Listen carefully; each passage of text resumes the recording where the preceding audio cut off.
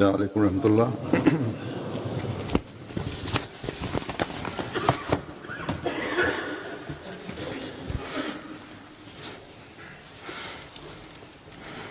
أشهد أن لا إله إلا الله وحده لا شريك له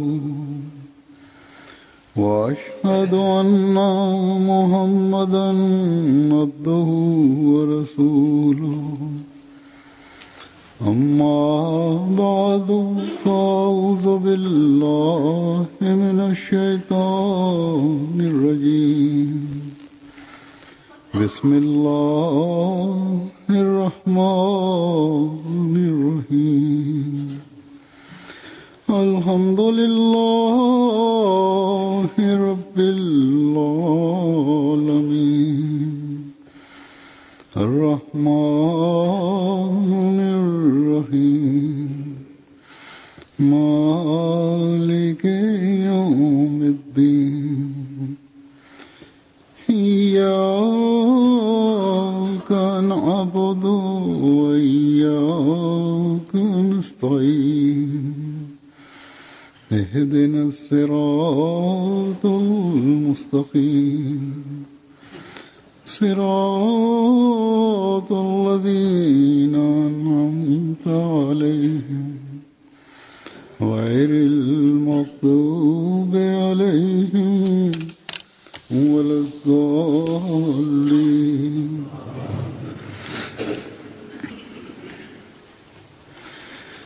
आजकल हम जिस इस्लामी महीने से गुजर रहे हैं इस महीने का नाम İslami bir aydan geçmekteyiz. Bu ayın ismi Muharremül Haram'dır. Ve bu ay İslam'ın takviminde ilk aydır.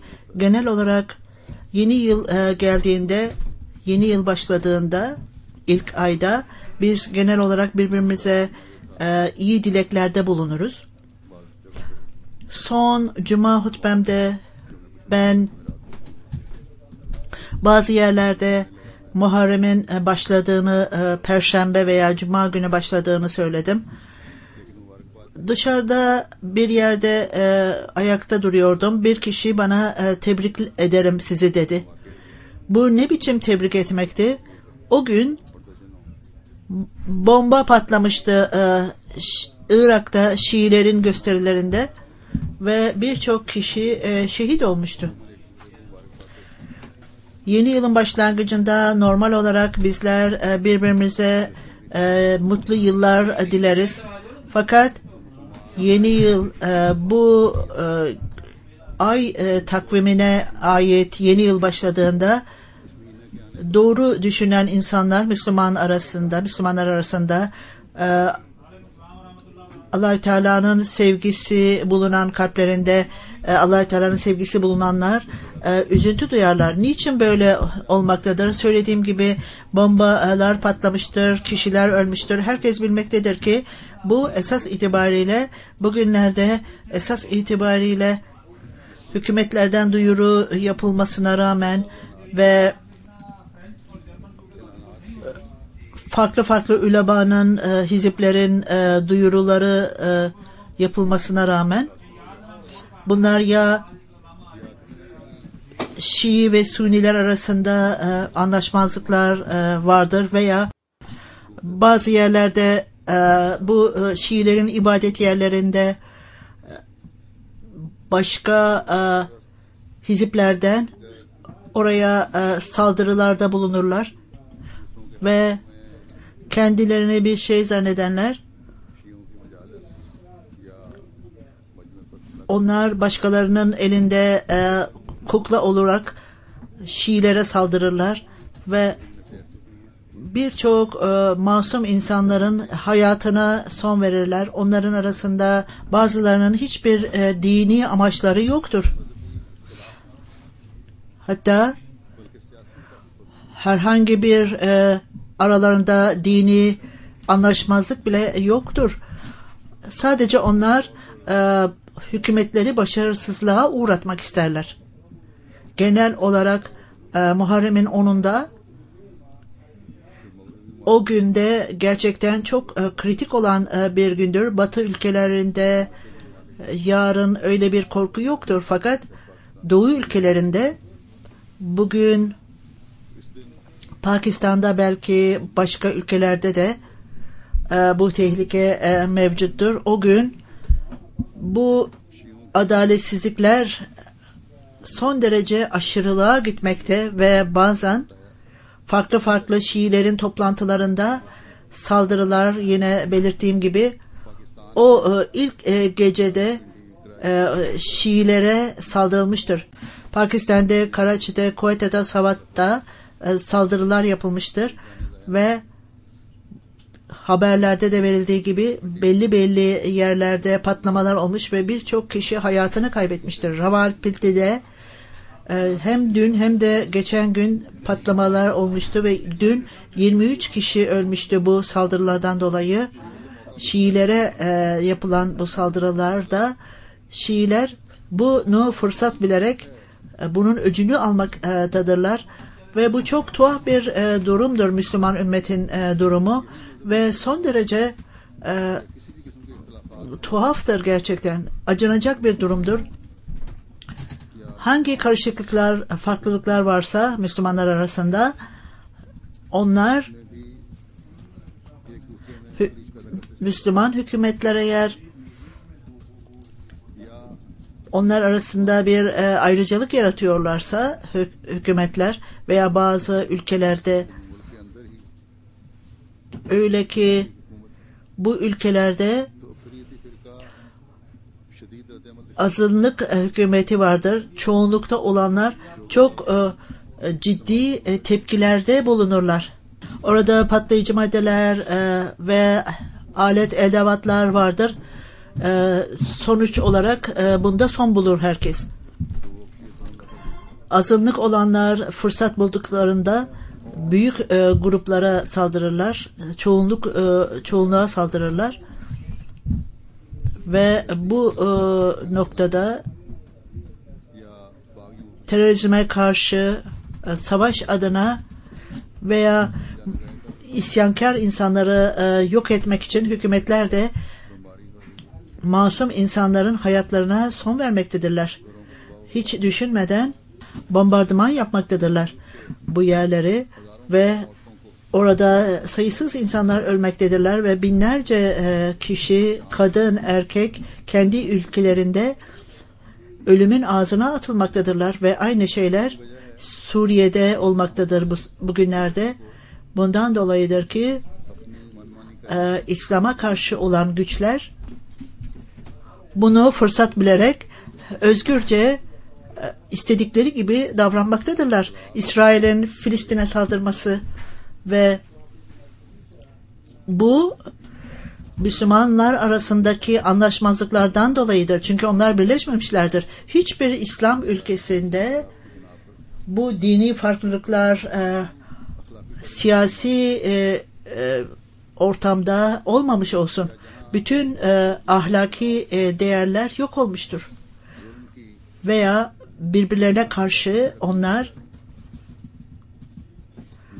bu adaletsizlik hikayeleri yazılmıştır. Bunun sonucu olarak da adaletsizlikler gerçekleştirmekte ve birbirlerine karşı aşikar olarak görülmektedir. Hatta yabancı ülkelerde bundan dolayı onlar kendi Müslüman ülkelerindeki sınırları daraltmaktadırlar. Keşke Müslüman ülkelerde akıl olsa da geçmişten, tarihten ve atalarından ders alsalar. Tarihin bize bildirdiğine göre İslam'a karşı olan büyük güçler, Roma İmparatorluğu, Hazreti Ali ve Muaviye arasındaki farklılıktan dolayı İslam'ın gücünü zayıf bulmuşlar ve kendi pozisyonlarını güçlendirmek için saldırmak istemişlerdi.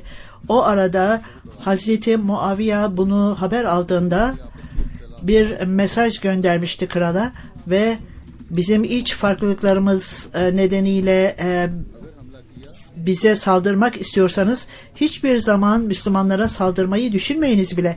Eğer saldırırsanız ben Hazreti Ali adına size karşı savaşan ilk general olacağım. Sahabelerin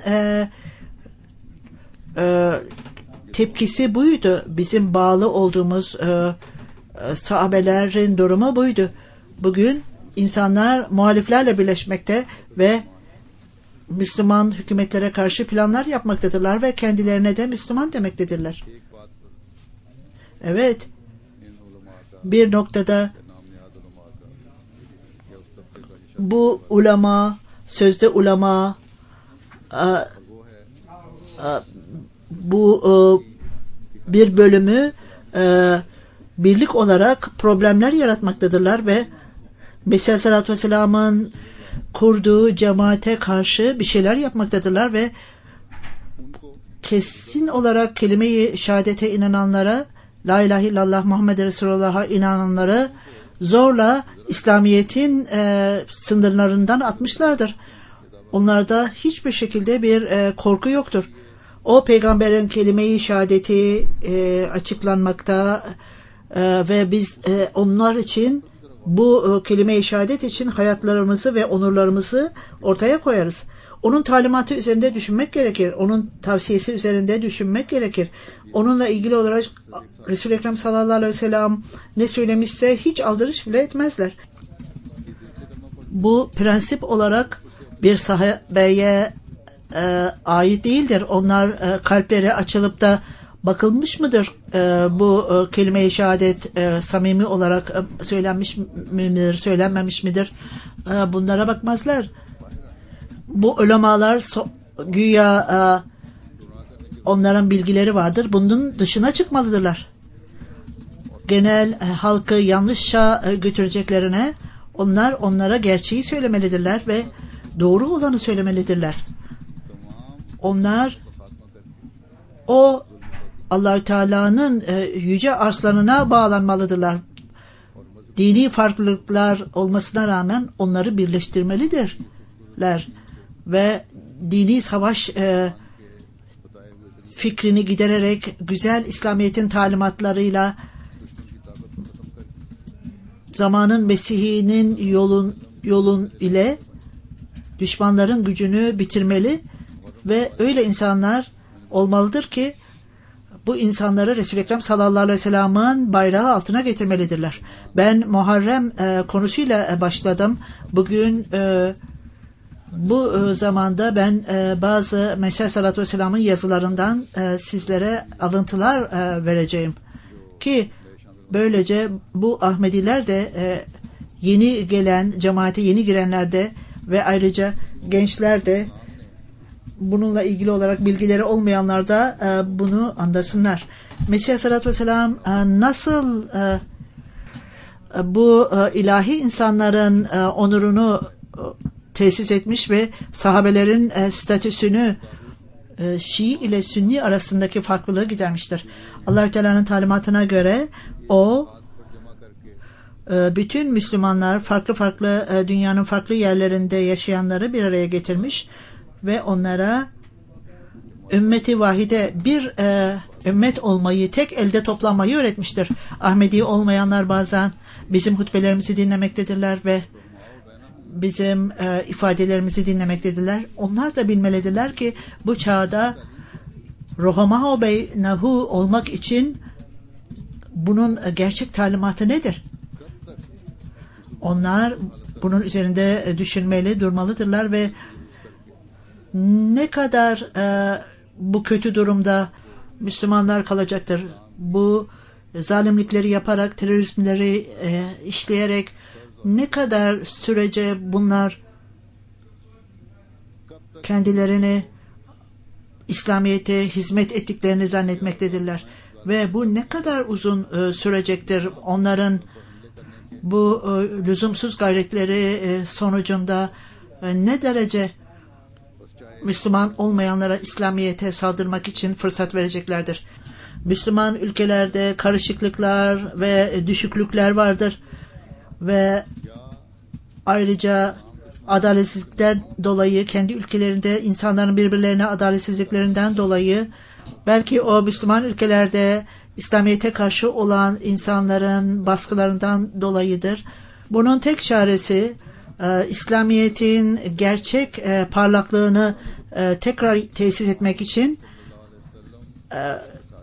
Allah Teala tarafından gönderilerin elindedir. O Resul-i Ekrem sallallahu aleyhi ve sellem'in gerçek aşığıdır.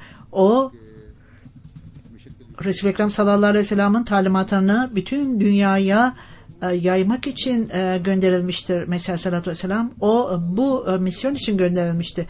Söylediğim gibi ben vaat edilen Mesih sallallahu aleyhi ve sellem'in yazılarından bazılarından bahsedeceğim. O Resul-i Ekrem sallallahu aleyhi ve sellem'in sahabelerinin statüsünden bahseder. Onların kişiliği ve onların onuru ve asaletleri ve onların Müslüman olmayanların saldırılarından kurtulması ve insanları Resul-i Ekrem sallallahu aleyhi ve sellem bayrağı altına getirmek için Şii ile Sünni arasındaki farklılığı gidermek ve farklı Müslümanlar arasındaki anlaşmazlıkların giderilmesi ile o religion, o din yani Resul-i Ekrem sallallahu aleyhi ve sellem'in getirdiği dinde hiçbir gruplaşma, hiçbir ayrıcalık yoktur. Onların örnekleri asaletliydi, yıldızlar gibiydi ve insanlara hidayet verirdi. Bazılarının makamı, statüsü Resul-i Ekrem sallallahu aleyhi ve sellem'in gözünde diğerlerinden daha fazlaydı. Hazreti Ebu Bekir Siddik radıyallahu anhu'nun makamı Allah Teala'nın ve Resul-i Ekrem sallallahu aleyhi ve sellem'in verdiği bu yüce makam başkaları tarafından edilemez. Hazreti Ömer, Hazreti Osman'ın ve ayrıca Hazreti Ali'nin durumları, Hazreti İmam Hasan ve Hüseyin'in durumları aynen böyledir. Onların makamlarını göz önünde tutarak sahabelerin statülerini görmemiz gerekir. Eğer bunlar anlaşılırsa bütün bu karışıklıklar yok olup gidecektir. Bu karışıklıkları, farklılıkları gidermek için ahirinler arasına Mesih sallallahu aleyhi ve sellem gönderilmiştir ve Resul-i Ekrem sallallahu aleyhi ve sellem'in her sahabesine kendisine atfedenler onun statüsünden bahsederek onun onurunu tesis etmelidir. Bir yerde Sırrül Hilafet'te bu Arapça bir kitaptır. Tercümesi şöyledir.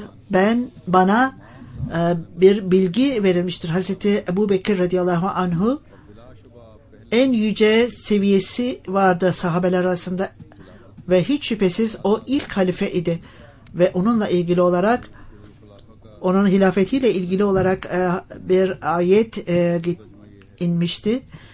Sure-ül Hilafa'da yine başka bir yazı Allah-u Teala adına yemin ederim ki o ikinci bir Adem idi İslam'da ve o bunun tecellisiydi. O peygamber olmamasına rağmen onda peygamberlik potansiyeli bulunmaktaydı. Onda bu yetenekler bulunmaktadır. Yine Sirri Hulafa'da Allah-u Teala bilmektedir ki Hazreti Ebu Bekir Siddik radıyallahu anhu sahabeler arasında en cesaretli ve takva sahibi insan idi ve Resul-i Ekrem sallallahu aleyhi ve sellem'in en sevgilisiydi. O başarılı bir general idi. Bütün evrenin lideri idi. Onun sevgisi kendisindeydi Resul-i Ekrem sallallahu aleyhi ve sellem'in. O Resul-i Ekrem sallallahu aleyhi ve sellem'in yardımcısıydı, onun asistanıydı ve bütün bunlardan dolayı Resul-i Ekrem sallallahu aleyhi ve sellem üzüntü anında ona üzüntülerinden kurtulması için rahatlık veriyordu. Onun ismi Sıddık idi ve Resul-i Ekrem sallallahu aleyhi ve sellem'in en yakın arkadaşıydı ve ona mağarada iki kişiden biri ismi verildi, onuru verildi. Bir yerde Melfuzatta şöyle der, Resul-i Ekrem sallallahu aleyhi ve sellem zamanında birinci halife Hazreti Ebu Bekir Sıddık son derece yüce bir insandı. O Müslümanlara yoğun olarak yardım etmişti ve onda öyle bir statü vardı ki ona Sıddık denilmişti. İlk sahabeydi ve ilk halifeydi. O bir iş gezisinden geldiğinde daha henüz Mekke'ye gelmemişti. Bir kişi yolda bir kişiye yeni ne haberler var deyince iyi bir haber yok. Fakat sizin arkadaşınız peygamber olduğunu iddia ediyor. Hazreti Ebu Bekir Sıddık eğer o öyle diyorsa bu doğrudur dedi. Vaat edilen Mesih sallallahu aleyhi ve sellem Hazreti Ebu Bekir radıyallahu anhu'nun bütün mallı, bütün varlığını Allah-u Teala'nın yolunda harcamış. Sadece kendi mütevazi elbisesini bırakmıştı. Fakat Allah-u Teala ona ne vermişse bütün Arabistan'ın kralı olmuştu ve onun vasıtasıyla İslam yeniden canlanmıştı.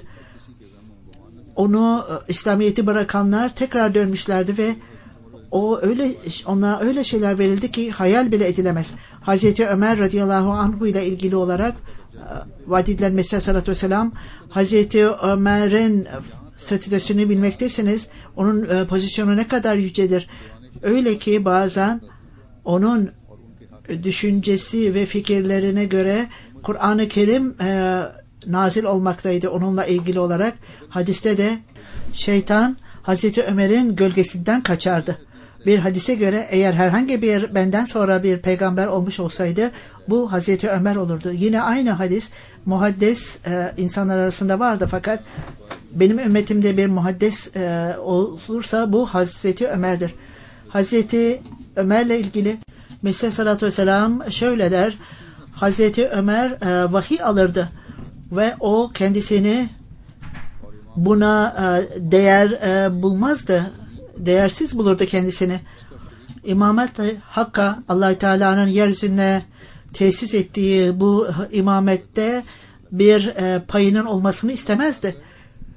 Bunun anlamı vahiy vasıtasıyla kendisinin buna bir ortaklığı olduğunu düşünmezdi. Bu nedenle Allah-u Teala'nın nimetleri ile o hilafet-i Hakk'a asistan oldu ve Allah-u Teala tarafından halife yapıldı. Hüccetullah adlı kitapta Hazreti Mesih sallallahu aleyhi ve sellem şöyle diyor. Bu Arapça olan kitabın tercümesidir. Resul-i Ekrem sallallahu aleyhi ve sellem'in yakınında 2 kişi gömüldü. Onlar çok dindar, tertemiz insanlardı ve çok yakın idiler ve son derece asil idiler. Kendi hayatlarında ve ölümlerinden sonra Allah-u Teala onları sahabe, 2 sahabe olarak kabul etmişti ve onlar ölümden sonra da Resul-i Ekrem sallallahu aleyhi ve sellem'e yakın olarak gömüldüler. Bu arkadaşlık ebediyen kaldı ve böyle bunun örneğini, paralelini görmek çok zordur. Onların onuru, hayatlarını Resul-i Ekrem sallallahu aleyhi ve sellem'e yakın olarak geçirdiler ve aynı kasabada, aynı yerde ve ayrıca onlar halife olarak atandılar ondan sonra. İşte bu insanlar aynı yerde gömülmüşlerdi. Resul-i Ekrem sallallahu aleyhi ve sellem'in gömüldüğü yerin bir köşesinde gömülmüşlerdi ve kıyamet günü de Resul-i Ekrem sallallahu aleyhi ve sellem'le beraber kaldırılacaklardır. Yine Sur-i Hilafet'te başka bir referans daha vardır. Hazreti Mesih sallallahu aleyhi ve sellem şöyle der. Benim Rabbim bana bu noktayı açıklamıştır. Hazreti Ebu Bekir Sıddık, Hazreti Ömer Faruk radıyallahu anhu, Hazreti Osman radıyallahu anhu, onlar çok dindar ve iman sahibidir. Onlar Allah-u Teala tarafından özel olarak seçilmişlerdir ve onlar son derece nimet, Allah-u Teala'nın nimetleri için seçilmiştir. Allah-u Teala'ya yemin ederim ki Hazreti Ebu Bekir, Ömer, Osman, Nureyn, onlar İslamiyet'in orduları arasındaydı. Hazreti Ali radıyallahu anhu ile ilgili olarak Hazreti Mesih sallallahu aleyhi ve sellem o son derece dindar, dosdoğru idi ve o Allah-u Teala'nın en sevgili kulları arasındaydı. O asil aileden gelmekteydi. Zamanın lideriydi ve o bir aslan gibiydi. çok yüce idi ve son derece eli açık ve tertemiz kalpliydi. Öylesine cesaretli bir insandı. Hiçbir şekilde savaş alanında kendisi karşısında çok güçlü bir ordu bile olsa hiç oradan ayrılmazdı. Mütevazi bir hayat geçirdi ve çok yüce bir pozisyon edindi. O malın hakkını yerine getirir ve fakirlere, zayıflara göz kulak olurdu. Ve farklı farklı yolculuklarda öyle örnekler cesaretinin örneğini ortaya koymuştu ki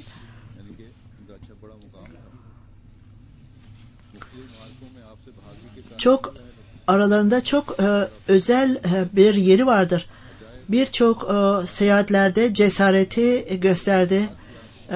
Savaşlarda cesareti gösterdi ve daima yanlışlığı yenmiş ve son derece konuşmasında da güzel idi. Çünkü o en mükemmel şekilde konuşurdu ve başka bunun bir örneğini bulamazdınız insanlar arasında. Onun mesajı kalplerin derinliklerine kadar işlerdi. Onun konuşmaları ve kelimeleri ile insanların akıllarını aydınlatır, fikirlerini aydınlatır ve tartışmalarla insanları aydınlatırdı.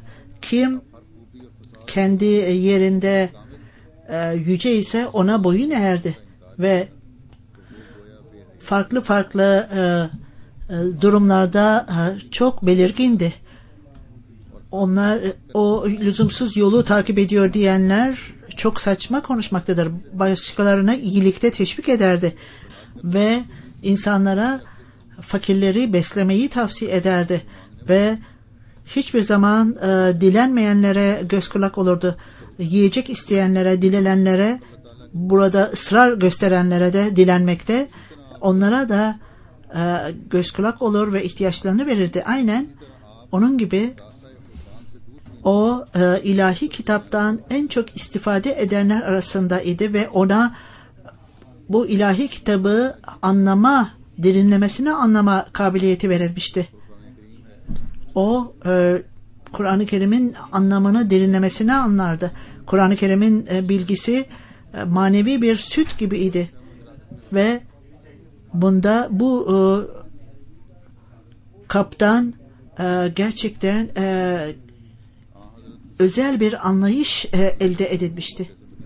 Kur'an-ı Kerim'in anlayışını Resul-i Ekrem sallallahu aleyhi ve sellem'in Mekke'den Medine'ye hicret ettiğinde bu olayı anlatırken Hazreti Mesih sallallahu aleyhi ve sellem şöyle der: çok sevgili olan ve o kişiliği sevgi ile doluydu.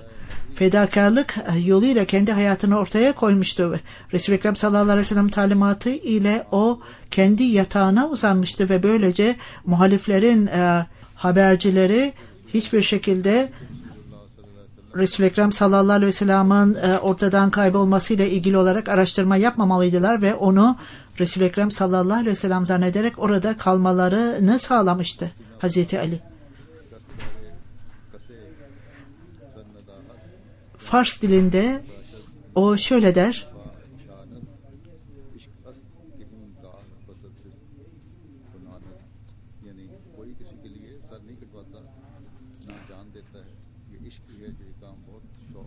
hiç kimse başını ortaya koyamaz. Sadece takva sahibi insanlar bunu çok büyük bir arzuyla ortaya koyarlar.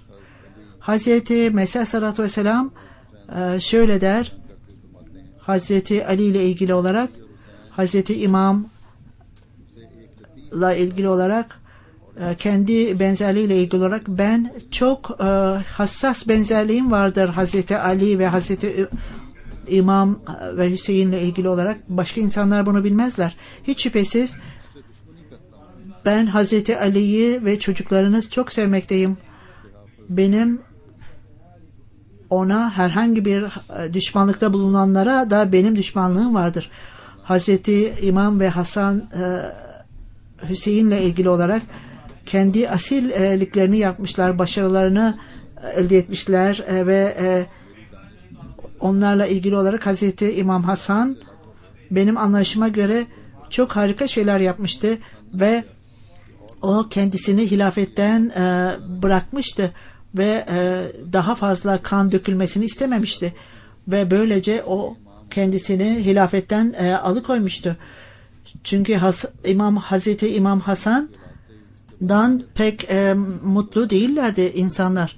Eğer Şiiler Hazreti Ali'nin nesliyle ilgili olarak konuşuyorlarsa ve eğer bunları abartmıyorlarsa ve eğer bu insanlar Hazreti Hasan'dan mutlu değillerseler, biz her ikisini de övmekteyiz, Hazreti Hasan ile Hüseyin'i.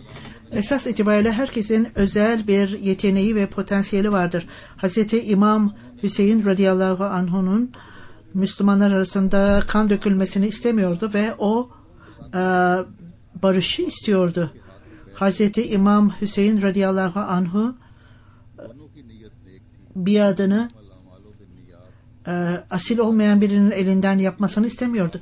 İnnemel amale bin niyat, bu başka bir şey olup Yezid vasıtasıyla ilerlemeler yapılmıştı. Bu Allah Teala'nın ortaya koyduğu bir şeydir. Bazen böyle insanlara iyilikler de verilir. Onun oğlu iyi bir insandı. Hazreti Mesih Aleyhisselatü Vesselam unutmayınız ki der, Allah Teala'nın peygamberleri ve onun gibi diğer takva sahibi insanlar, Allah Teala'nın kulları olanlar buraya asil örnekler olarak gelirler.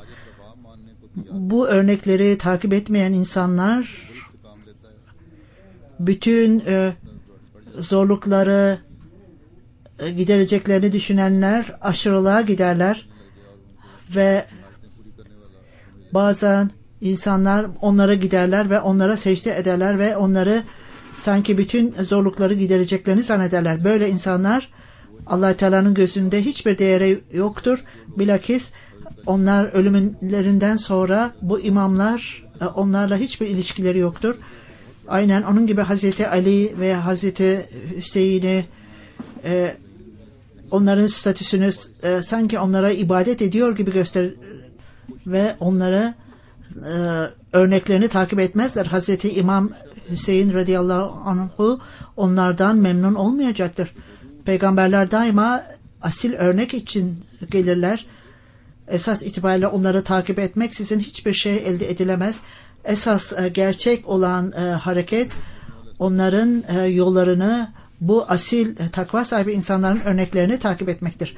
Hz. Mesih Aleyhisselatü Vesselam Ahmedilere tavsiyede bulunarak bazı Ahmediler bazen Hazreti İmam Hüseyin'le ilgili olarak bahsederler ve bundan mutsuz kalmıştır vaat edilen Mesih Aleyhisselatü Vesselam ve o şöyle der, ben birisinden aldığım mektuba göre bazı cahil insanlar kendilerini benim cemaatimden atfedenler, onlar şu kelimeleri Hazreti İmam'la ilgili olarak haşa o biat etmemiştir. Zamanın halifesi Yezid'in elinden biat etmemişti. Bu nedenle yanlıştı ve Yezid doğruydu. Huzur lanetallahu alel kazibin, böyle insanların üzerine lanet olsun, ben bu kelimelerin benim takipçilerimin tarafından yapıldığını inanmıyorum. Aklıma gelen bir şey, Şiilerin çoğunluğu kendi kelimelerinde, kendi kelimelerini tekrar etmekte, kötü sözlerinde, küfürlerinde beni de dahil etmişlerdir. Bu hayalin ötesinde bir şey değildir.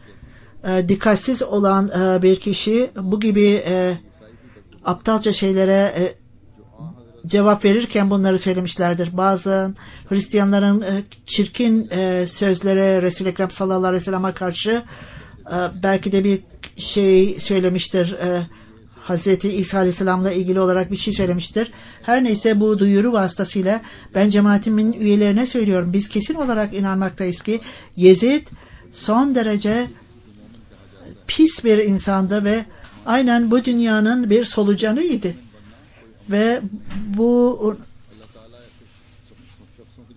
imanı hiçbir şekilde yoktur. Gerçek mümin olmak öyle kolay bir iş değildir. Kaletulü amanna, kulu aslamna. Müminler öyle insanlardır ki kalplerinde iman yazılmıştır onların. Ve onlar daima Allah-u Teala'nın rızasına her şeye üstün tutarlar. Ve onlar takvanın en dar yollarını takip ederler ve gerçekten Allah-u Teala'nın sevgisinde kaybolmuşlardır. Ve kişiyi Allah-u Teala'dan alıkoyan aynen yanlış ifadeler veya yanlış farklı şeyler olsun, bunlar insanları alıp götürür. Ne yazık ki Yezid'in bu çeşit bir durumu yoktu. Dünyanın sevgisi onu kör etmişti. Hazreti Hüseyin son derece tertemiz bir insandı ve o Allah-u Teala'nın seçkin kulları arasındaydı. O Allah-u Teala'nın seçkin kullarından olup Allah-u Teala'nın eliyle temizlenmişti, tertemiz olmuştu ve Allah-u Teala onları kendi sevgisiyle doldurmuştu. Hiç şüphesiz o cennetin şeflerindendi.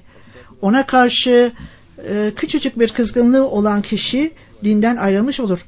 Asaleti, dindarlığı, Hazreti İmam Hüseyin bizler için bir örnektir. Bizler onun asil örneğini takip etmekteyiz. O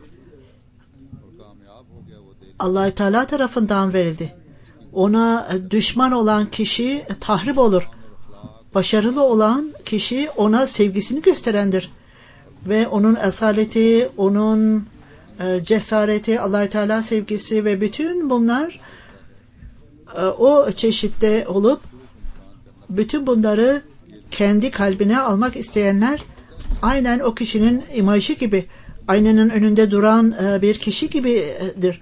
Bu insanlar dünyanın gözünden saklıdırlar.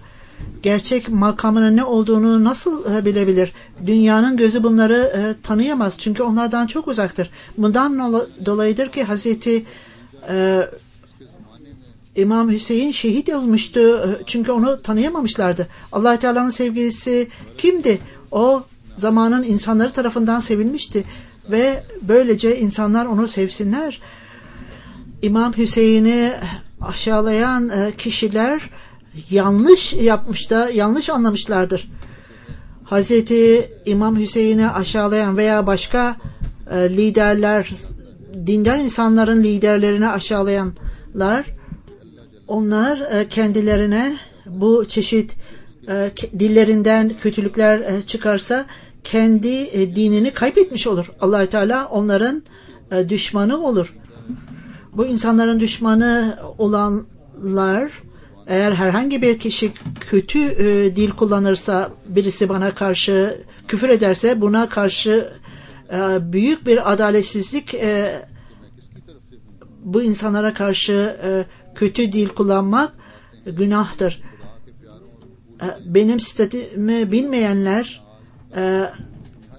bunu yapmazlardı. Bu çeşit kötülükleri işlemezlerdi. Allah-u Teala'nın yakın dostları olduğunda, Ali Muhammed dediğimizde selavatta bütün manevi nesilleri ile ilgili olarak Allah-u Teala tarafından kabul edilenler, manevi takipçileri ve Hazreti İmam Hasan ve Hüseyin ile ilgili olarak, Ehl-i Beyt ile ilgili olarak, Resul-i Ekrem sallallahu aleyhi ve sellem'in aile üyeleri, bütün bunlar onlar anne tarafından babalarıdırlar ve onlar öyle bahçelerin onuru olacaklardır ki hiç kimse bu bahçelere sahip olamayacaklardır.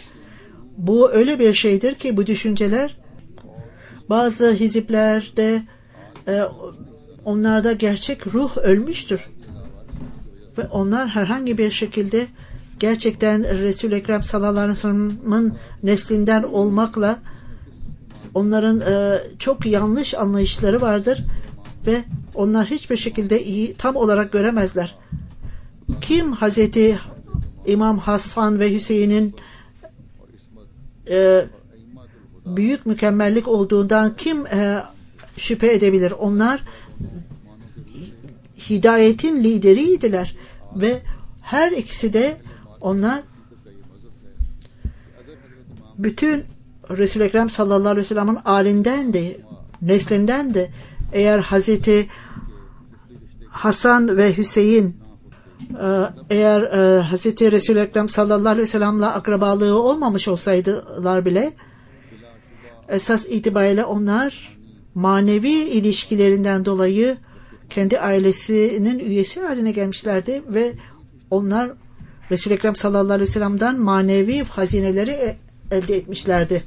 Fiziki ilişkiler önemli ise manevi ilişkiler daha da önemlidir. Maneviyatla insanlar birbirlerine bağlanırlar. Akıllı olan insanlar düşünmelidirler şimdi. Acaba bir onurla manevi olarak mı bağlanmalıdırlar ki fiziki olarak da bağlılık olsun? Kimse bu noktayı anlamamaktadırlar. Resul-i Ekrem sallallahu aleyhi ve sellem'in ailesinin üyelerini bizler saygısızca kabul etmemiz ve onlar manevi olarak Resul-i Ekrem sallallahu aleyhi ve sellem'e manevi olarak bağlı olduğundan dolayı onların statüsü daha fazladır. Maddi olarak Resul-i Ekrem sallallahu aleyhi ve sellem'e bağlı olanların onurundan daha yücedir. Hazreti Hasan ve Hüseyin'in onurları fiziki olarak ona bağlı olmalarından dolayı değil, manevi olarak Resul-i Ekrem sallallahu aleyhi ve sellem'e bağlı olmalarından dolayıdır. Esas gerçek olan manevi olan ilişkidir. Bu çok önemlidir. Gerçek ilişki ancak Resul-i Ekrem sallallahu aleyhi ve sellem'le beraber olanlar ve kendi manevi ailesine dahil olanlardandır önemli olan. Esas onlar oğulları gibidir ki bunlar kendi neslinden yaratılmıştır. Gerçek olan talimatlar, bu nur onlardan gelmekte ve bu gerçek olandır. Yeni bir hayatı bu yeni nur ve anlayışla elde edenler, bu insanlara gerçekten Resul-i Ekrem sallallahu aleyhi ve sellem'in manevi nesilleri denilir. Eğer bir Ahmedi Resul-i Ekrem sallallahu aleyhi ve sellem'in talimatlarını takip ediyorsa ve Resul-i Ekrem sallallahu aleyhi ve sellem'in nurundan istifade ederek Resul-i Ekrem sallallahu aleyhi ve sellem'in talimatlarını takip ediyorsa onlar Resul-i Ekrem sallallahu aleyhi ve sellem'in manevi nesilleri arasına sayılır. Bu talimatlar herkes için gereklidir ve onlar her ilahi insanların manevi statüsünü anlamaları ve onlara saygı göstermeleri gerekir. İç karışıklıklar, ayrılıklar, birbirlerini öldürmek, kan dökmekten ayrı kalmalıdırlar. Sadece bunlar, bütün bu karışıklıkları Müslümanları öldürmesi,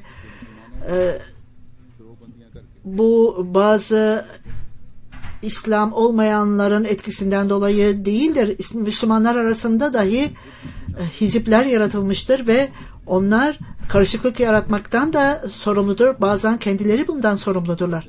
Şimdi Şiilere karşı, camilere karşı yapılan saldırılarda dahi bu organizasyonlar bu işe karışmışlardır. Ve hükümetler tarafından terörist olarak addedilirler. Teröristlerle ilgili olarak Pakistan'da hükümetlerin raporlarına göre bazı insanlar, hatta Müslüman olmayanlar da buna dahil edilmişlerdir. Sadece karışıklık yaratmak için dışarıdan gelmişlerdir bunlar. Allah-u Teala onlara rahmet eylesin, Müslüman ümmete rahmet eylesin ve onlar birleşsinler ve tek millet haline gelsinler.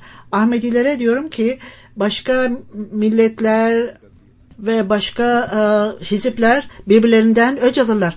Eğer bir kişi bir grup birine saldırırsa öbürleri de öc alırlar.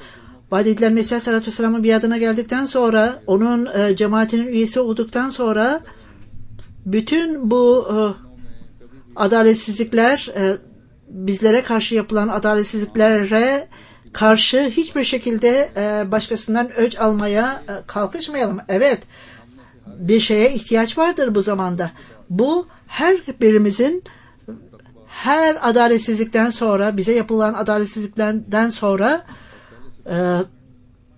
dindarlıkta, asalete daha da ileriye gitmemiz gerekir. Takvadan daha iyi ileriye giderek Allah-u Teala ile daha iyi ilişki kurmalı ve dua ile meşgul olmalıdır. Hazreti İmam Hüseyin'in şehidiyle, fedakarlığıyla ilgili olarak bu bize bir örnektir. Bu bize bir hidayettir. Hazreti Müslim Maud bunu kendi bir şiirinde insanlara tavsiyede bulunarak onlar size Hüseyin yaptılar ve kendisi Yezidi oldular. Bu ne ucuz bir alışveriştir.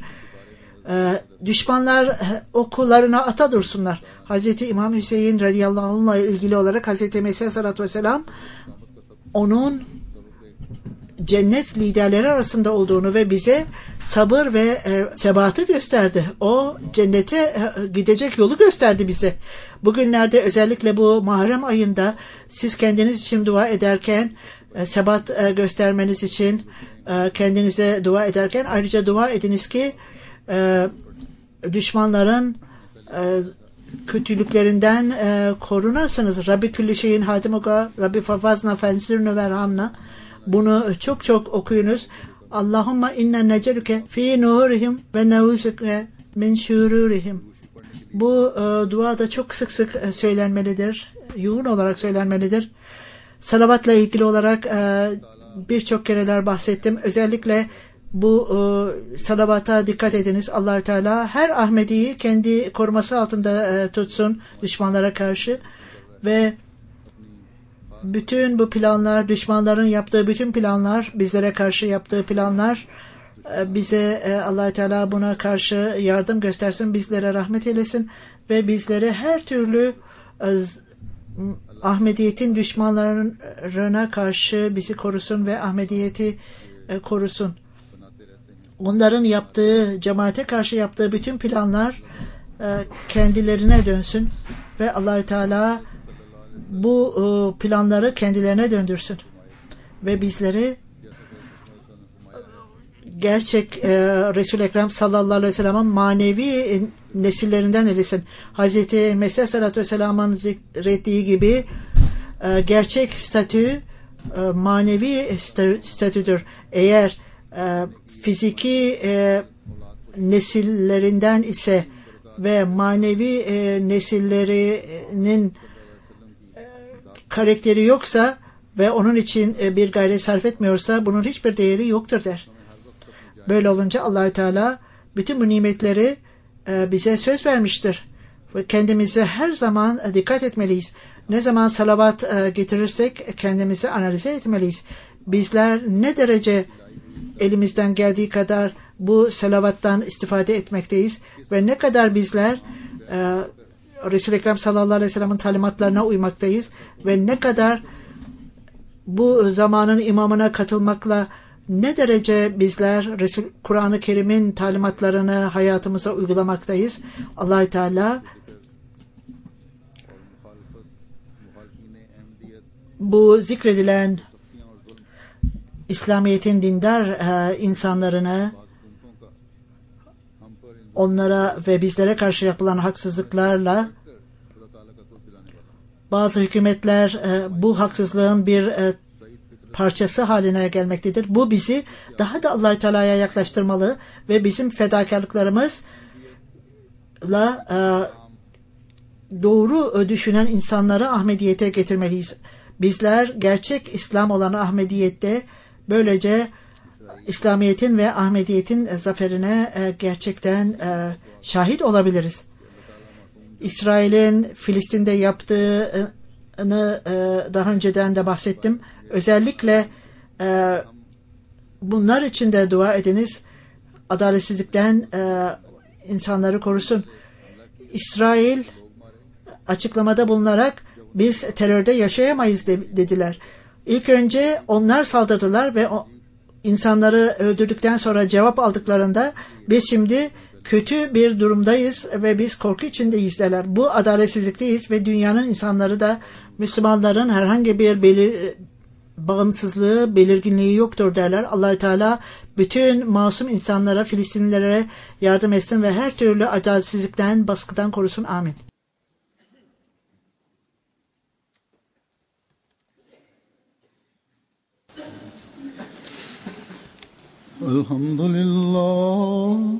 الحمد لله نحمده ونستعينه ونستغفره ونؤمن به ونتوكل عليه ونعوذ بالله من شرور أنفسنا ومن سيئات أعمالنا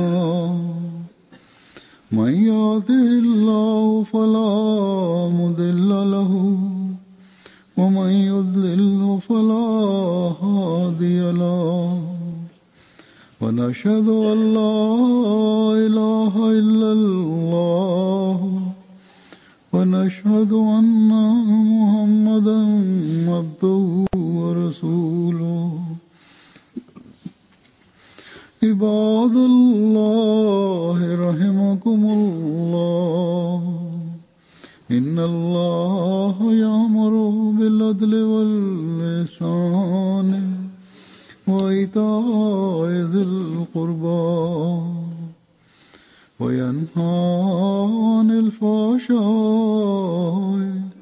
والمنكر والبغي يعظكم لعلكم تذكرون اذكروا الله يذكركم وادعوه يستجب لكم ولذكر الله أكبر